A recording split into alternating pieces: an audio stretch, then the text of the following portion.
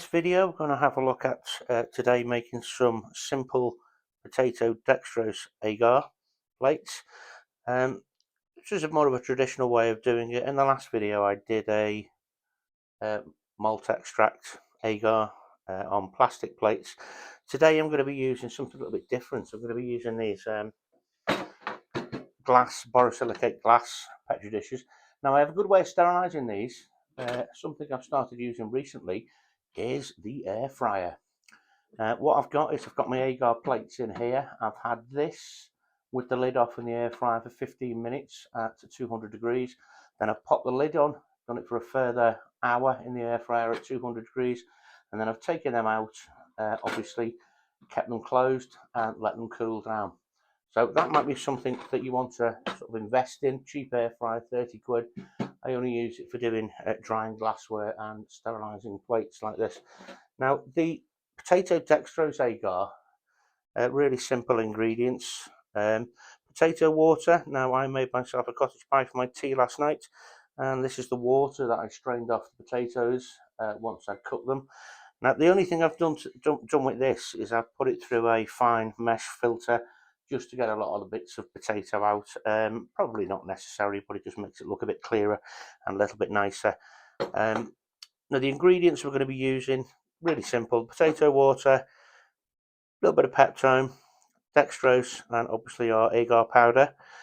And we're going to sterilise them in the pressure cooker with, or in the borosilicate glass flask.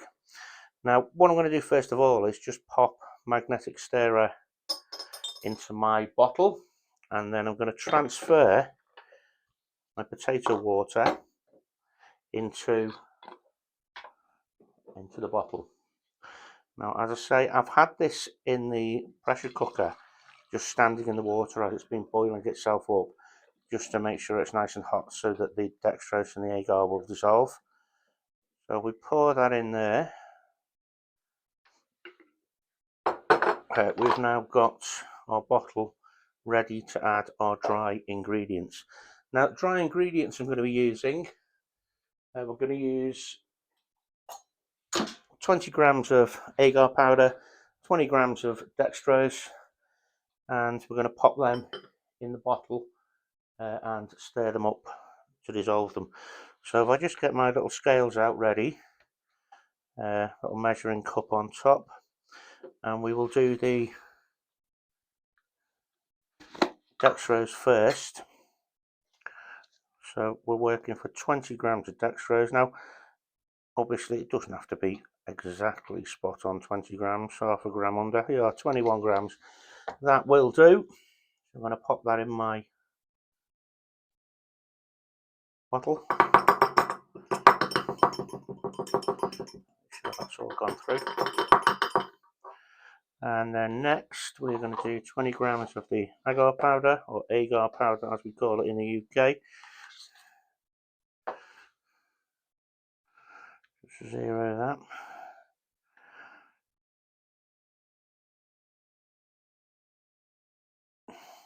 We've got 12 there.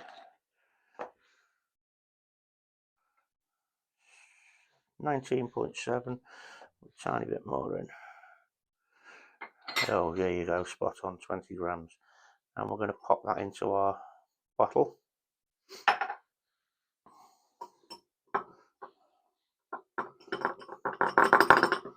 Make sure that's all gone in.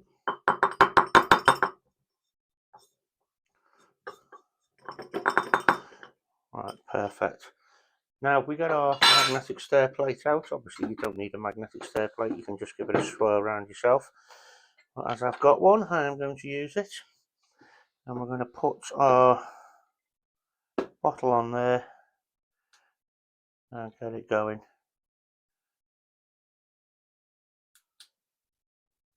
To dissolve the dry ingredients.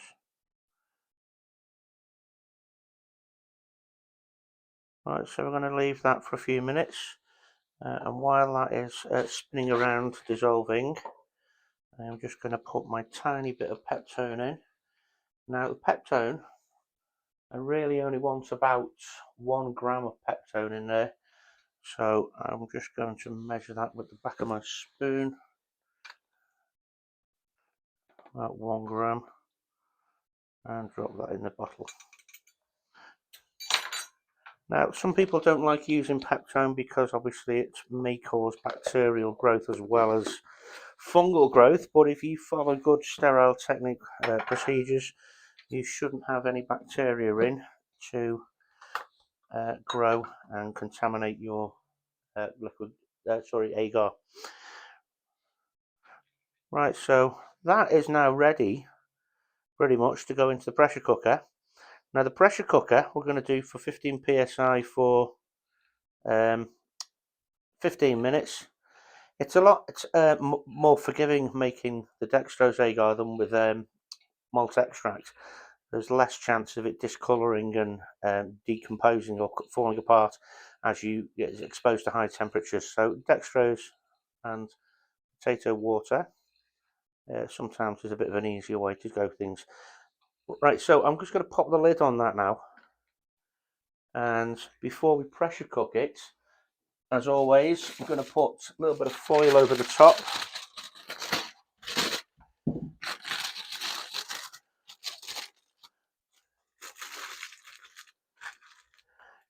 And again, as always, we make sure the lid's screwed down, then just turned off about half a quarter of a turn to make sure we don't get any explosions when we make it. So I'm going to pop that in the pressure cooker. You can see I've got the pressure cooker behind, it's boiling, ready to go.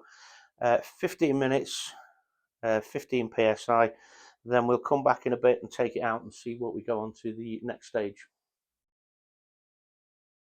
So whilst we've got the agar boiling or sterilising in the pressure cooker, we're just going to put the rack into the flow hood, give that a bit of a spray down.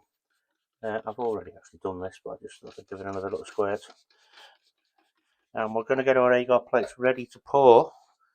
Now, as I said before, we've been using this metal box. And I'm going to give that a good squirt before I put it anywhere near the flow hood. And we'll open it up and see what we've got inside.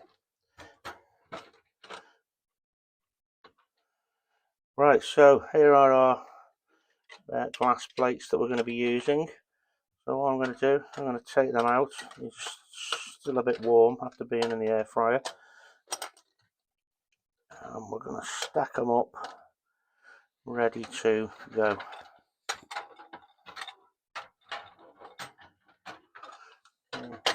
There.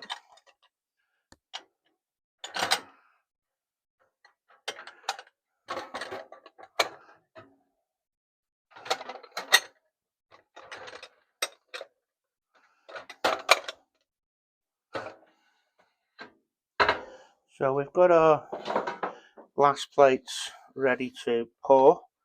I've got two different sizes there, a couple of bigger ones and a couple of smaller ones.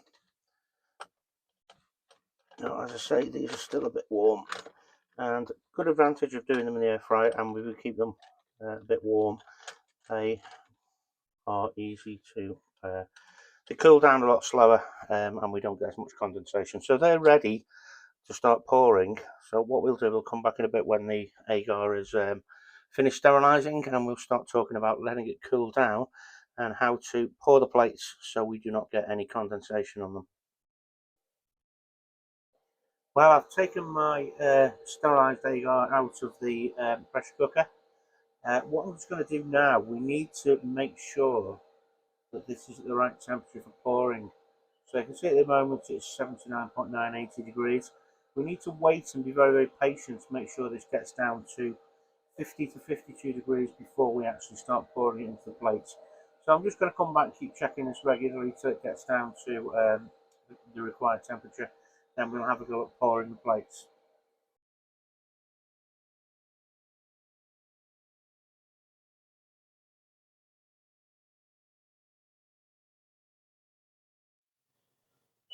Right, we're down to 51 degrees.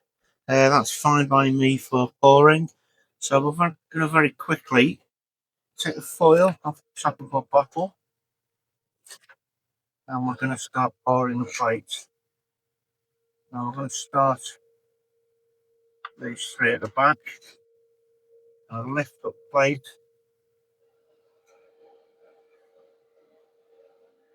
Pour our agar in. Pop the lid on. I'm going to pour the next one. Agar in. Lid on. Now we've got the last one. Agar in. And the last one. Now the reason I'm not doing them in a big pile is because they're quite difficult to work with glass plates. They're a bit rattly, a bit slippy. You know, I don't want to knock them over. I'm going to do another one.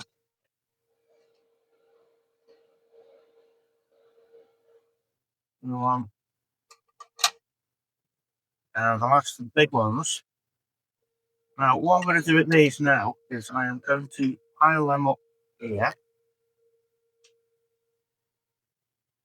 And to stop condensation forming on the top petri dish, I have got a mason jar with hot water in, which I'm going to put on the top, and then I'll keep the lid of the top one hot, and should stop condensation forming on the lid.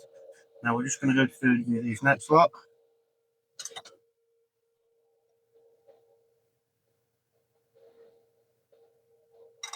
Now you can see this agar is nice and clear. It's worked really well. The only problem you have with when you're using these glass dishes, you find it a bit thicker, and if you do want to actually use your microscope or anything to look at the developing mycelium on the agar, then it can be a little bit thick focal distance for the lens to focus on. So we've got another pile there, and again I'm going to put a mason jar of hot water on the top of them, and then we're just going to do the last lots.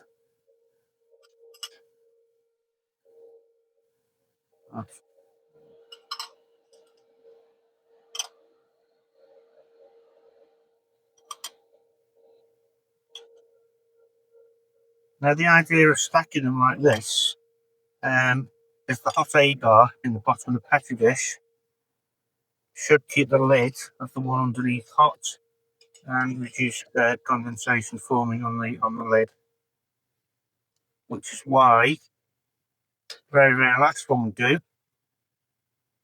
we are then going to pop the mason jar with hot water in to try and minimise the condensation on the top of that lid. Now you can see we have got condensation now, but once this has been on and we've left them to dry or to set, the condensation should have disappeared.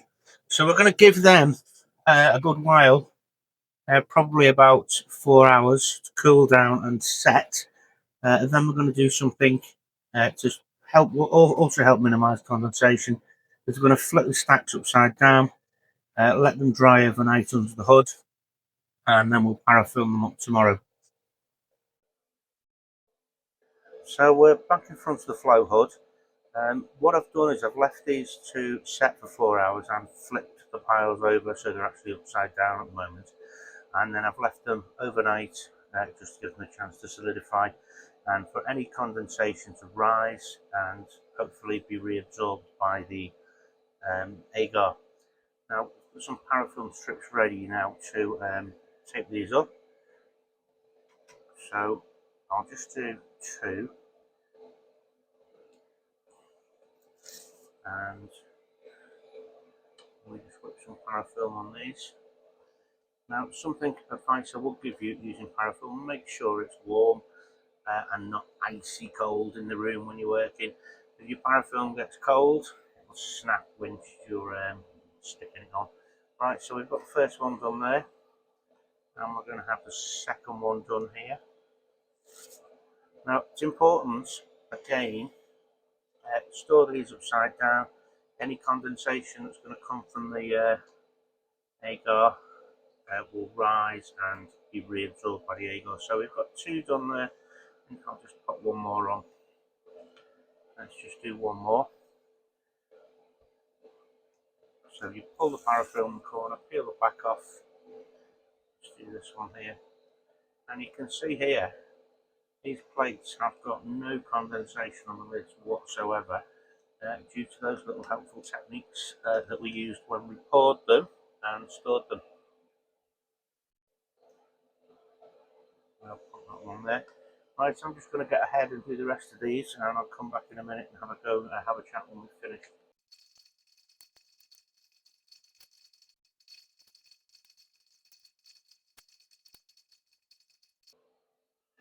So there we have it. All the plates are now parafilmed up, and as I say, important we keep these stored upside down so we don't start getting condensation on the lids. They should be ready to use pretty much straight away, but if you want to store them after we've let them dry a little bit more, keep them in the fridge or a sealed box or a sealed bag until they're ready to use. So there we go. Dextrose and potato agar plates, really easy. Don't be scared having a go at doing stuff with agar. It's quite an exciting and interesting thing to do, and obviously it expands the sort of things you can do in your mushroom cultivation journey. So thanks for watching. If you enjoyed the video and found it useful, please like and subscribe for more videos coming soon.